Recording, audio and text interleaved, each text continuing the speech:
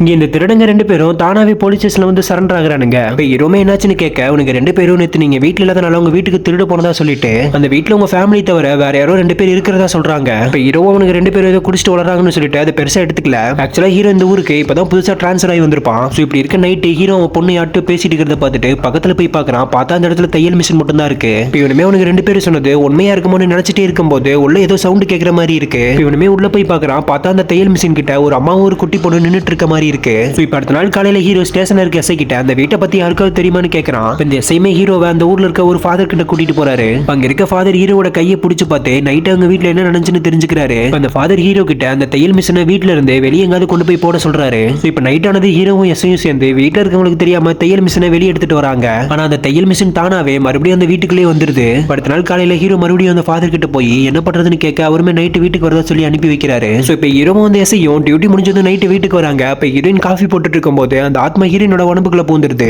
அப்படியே அந்த ஆத்மா ஹீரோவோட கையில இருக்க கயிறை கழட்ட வரும்போது மயக்கம் போட்டு கீழே விழுந்துருது.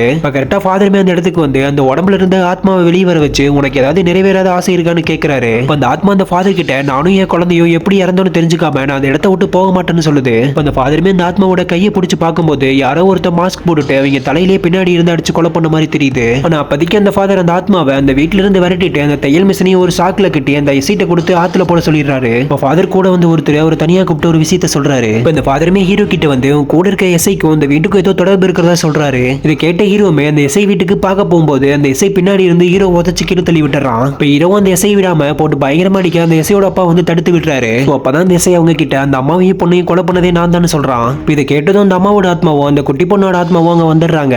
ஆக்சுவலா நடந்திருக்குன்னா அந்த எஸ்ஐ கொஞ்சம் வருஷத்துக்கு முன்னாடி அவங்க அழகுல மயங்கி அவங்க கிட்ட ப்ரொபோஸ் பண்ணது மட்டும் இல்லாம தப்பா நடந்துக்க முயற்சி பண்ணிருப்பான். சோ அப்ப அவங்களுமே அவனை அடிச்சு அங்க இருந்து அனுப்பிச்சிருப்பாங்க. அந்த அன்னைக்கு நைட் அவன் ஃபுல்லா குடிச்சிட்டு அவங்க வீட்டுக்கே போய் அவங்க தைச்சிட்டு இருக்கும் போது அவங்க தலையை தையல் மிஷின் அடிச்சு கொலை பண்ணிட்டு அவங்க கண்ணு முன்னாடியே அவங்க பொண்ணையும் கொலை பண்ணிடுறான். இப்ப கடைசியா அந்த எஸ்ஐ எல்லா உண்மையும் அவங்க கிட்ட சொல்லிட்டு கத்தி எடுத்து கழுத்து எடுத்து அங்கேயே இறந்து போயிடுறான். இப்ப இதை பார்த்து அந்த அம்மாவோட ஆத்மாவோ அந்த குட்டி பொண்ணோட ஆத்மாவோ அந்த இடத்த விட்டு போயிடுறாங்க.